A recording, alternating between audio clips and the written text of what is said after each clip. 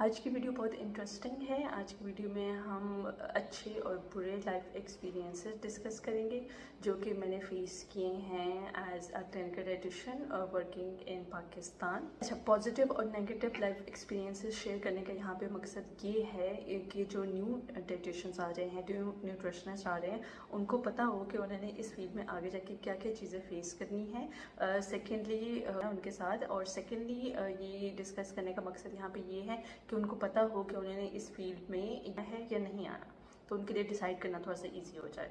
अच्छा, पहले हम बुरे एक्सपीरियंसेस के बारे में बात करेंगे, क्योंकि जब मैं ये सारी चीज़ें कंपाइल कर रही थी वीडियो के लिए तो मुझे ये रियलाइजेशन हुई कि बैड एक्सपीरियंसेस मुझे याद नहीं करने पड़े, वो मुझे ऑलरेडी याद थे।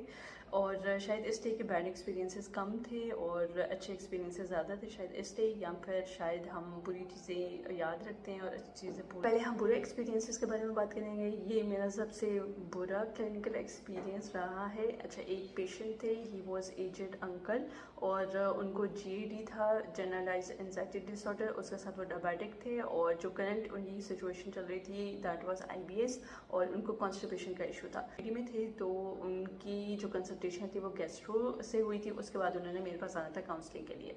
तो मेरे जो कलीग थे उन्होंने मुझे मेंशन भी किया कि ये GAD वाले पेशेंट हैं और ये किसी की बात नहीं सुनते हैं। लेकिन मैंने जब उनकी फाइल में देखा कि IBS और डायबिटीज़ का केस है, तो मैंने तो बड़ा सोचा कि मैं तो बहुत कॉन्फिडेंट हूँ IBS को मैनेज करने के बारे में, काउंसलिंग करने के बारे में, तो मैं तो बड़ी अच्छी इनकी काउंसलिंग करूँगी और ऐसे कैसे वो मेरी बात नहीं सुनेंगे। तो खैर वो जब मेरे पास आए तो उन्होंने डायबिटीज़ के हवाले से, मैंने उनको प्लान लिखना शुरू किया। तो सबसे पहले उन्होंने कहा कि आपने किस राइटिंग में लिखा, मुझे समझ नहीं आ रही। तो फिर मैंने नया पेज निकाला, ब्लैंक पेज निकाला, मैंने डाइट चार्ट हटा दिया, मैंने ब्लैंक पेज निकाला और मैंने उस पर डूज एंड डोंट्स लिखने शुरू किए। तो फिर हमने स्टार्ट किया कि गोश्त से, मीट से हमने स्टार्ट किया कि ब्रेड मीट खाना चाहिए कि नहीं खाना चाहिए। तो अंकल ने बोला कि नहीं, मैं तो कोई गोश्त नहीं खाता हूँ, कि सारे गोश्त खाने से कॉन्स्टिपेशन या कब्ज़ का मसला होता है, ये ऐसा नहीं होता। फिर हम रोटी पे आए तो अंकल ने कहा नहीं, रोटी खाने से वज़न बढ़ता है। मैंने कहा अच्छा, रोटी खाने से वज़न नहीं बढ़ता है, लेकिन आप कितने टाइम खा रहे हैं? तो खैर वो डिस्कशन हुई। उसके बाद वो उस पर आई कि चाय, मैंने कहा कॉन्स्टिपेशन के लिए तो चाय कम करनी पड़ेगी। तो उन्होंने कहा नहीं, चाय तो मैं नहीं छोड़ सकता। तो फिर मैंने कहा अंकल ठीक है, फिर जो आप कह रहे हैं वो ठीक कह रहे हैं। मैंने वही प्लान वापस लिया, फोल्ड किया, अपनी फाइल में रखा, और मैंने उनको कहा कि अंकल आप बिल्कुल जो कर रहे हैं वो ठीक कर रहे हैं। और शुक्र है कि ये OPD का पेशेंट था, वरना अगर कंसल्टेशन का होता तो उनकी कंसल्टेशन के चार्जेस वापस करने पड़ते। लेकिन OPD के पेशेंट थे, तो मैंने कहा कि अब GAD के पेशेंट है, उनको स्टेज पर नहीं समझाया जा सकता। तो मैंने अपनी इज्जत बचाई और मैंने वो डाइट प्लान फोल्ड करके अपनी फाइल में वापस रखा, और मैंने उनको कहा, मैंने कहा अंकल आप जो भी करें ठीक करें बिल्कुल, और अब आप जा सकते हैं, मेडिसिन लें और अब आप जा सकते हैं। पूरा एक्सपीरियंस मेरे साथ हुआ है वो एक कैंप के दौरान हुआ है कि मेरा फर्स्ट कैंप था वो एज अ डाइटिशियन। तो हम कैंप कर रहे थे और मेरे पास काफ़ी, मेरे टेबल पर काफ़ी रश था पेशेंट्स का फॉर काउंसलिंग, और काउंसलिंग में बहुत टाइम लगता है। ये थी, मेरे पास 2-3 पेशेंट्स इकट्ठे जमा हो गए थे। तो मैंने जब काउंसलिंग करनी शुरू की तो मेरे पास फाइल्स पड़ी थी, और फाइल्स में ऐसा था कि पेशेंट आके अपनी फाइल्स खुद ही रखते जा रहे थे। तो मुझे आइडिया नहीं था कि कौन सा पेशेंट पहले आया था, कौन सा पेशेंट बाद में आया था। तो वहाँ पे एक बच्चा भी था, ही वॉज ओवरवेट, ओबेसिटी की काउंसलिंग के लिए वो बैठा हुआ था। तो उसके फादर आए और वो कहते हैं कि आपने ये क्या किया हुआ है, कितनी टर्न का वेट कर रहे हैं, और आप जो बाद में आ रहे हैं उनकी पहले काउंसलिंग कर रहे हैं। हालांकि मैं क्लूलेस थी कि कौन पहले आया था कौन बाद में आया था। और ही वॉज लाइक कि आपने बच्चा समझ के इसको लाइन में खड़ा किया हुआ है और इसकी काउंसलिंग कर रही हैं और बाकी सबकी पहले कर रही हैं।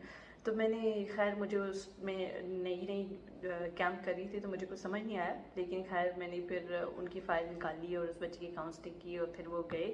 तो यहाँ पे मेंशन करने वाली बात थी कि आम है, आप बेशक उनके फ़ायदे की बात ही क्यों ना कर रहे हों, फ्री में काउंसलिंग ही क्यों ना कर रहे हों, वो अपने काम नहीं सीधे कर सकते। तीसरा बुरा एक्सपीरियंस मेरा एज अ डाइटिशियन ये है कि मेरे पास, मैं जब अपनी प्राइवेट प्रैक्टिस कर रही थी तो मेरे पास गायनकोलॉजिस्ट थी, मैं उनके साथ प्रैक्टिस करी थी। तो उन्होंने मुझे पेशेंट रेफर की, तो वो 2 पेशेंट्स थी, बेटी, और जो बेटी थी उसको PCOS था, तो उसकी काउंसलिंग के लिए मैम ने मेरे पास रेकमेंड किया था। और इसी तरह उनकी जो मदर थी उनका भी वेट ज़्यादा था, और दूसरा उनको डायबिटीज़ था, तो उनकी भी काउंसलिंग करनी थी। तो मेरे पास वो पेशेंट रेफ़र होके आए, तो मैंने उनकी काउंसलिंग स्टार्ट करनी शुरू की। तो मैंने उनको कहा कि आप ना रसीद बना के आ जाएं, कंसल्टेशन की रसीद बना के आ जाए। तो उन्होंने कहा कि नहीं, आप काउंसलिंग करते हैं, हम चाहते हुए फिर फ़ी पे करके रसीद बना दी। मैं न्यू थी, मेरा न्यू एक्सपीरियंस था। मैंने कहा ठीक है, मैं काउंसलिंग करी। तो मैंने उन दोनों की काउंसलिंग की और उन्होंने फिर जाकर रिसेप्शन पे ये बोला कि हम ईजी पैसा कर देंगे पेमेंट। तो जो रिसेप्शन पर रखा था उसने कहा ठीक है, आप ईजी पैसा कर दीजिएगा, ईजी पैसा कर दीजिएगा। तो जब मैं वापस गई तो मुझे पता चला कि उन्होंने ईजी पैसा नहीं किया और उन्होंने पेमेंट भी नहीं की थी, और वो पेमेंट किए बगैर काउंसलिंग और डायग्राम लेके चले गए थे। तो फिर जब मेरी HOD से बाद में डिस्कशन हुई तो उन्होंने मुझे ये बात सिखाई कि जब जाते हैं मॉल में, जाते हैं शॉपिंग करने जाते हैं, तो आप पैसे लेके जाते हैं कि पैसे घर छोड़ के जाते हैं। इसी तरह जब पेशेंट को पता है कि उसने हॉस्पिटल जाना है तो वो पैसे ले के आते हैं, वो कभी पैसे घर छोड़ के नहीं आते।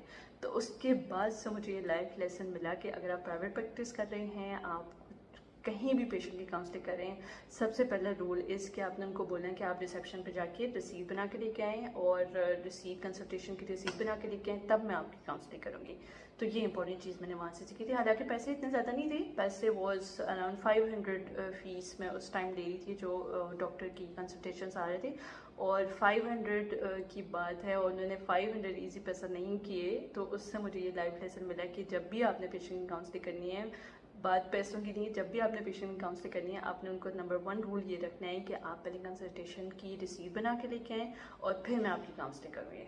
हमारी जो आंटियां हैं वो 10-10 हज़ार के लॉन के सूट पहन सकती हैं, लेकिन वो हॉस्पिटल में जाके कोई भी अलाइड हेल्थ का प्रोफेशनल है या डॉक्टर है, उसकी फ़ीस पे करने में उनको कुछ ना कुछ होता है।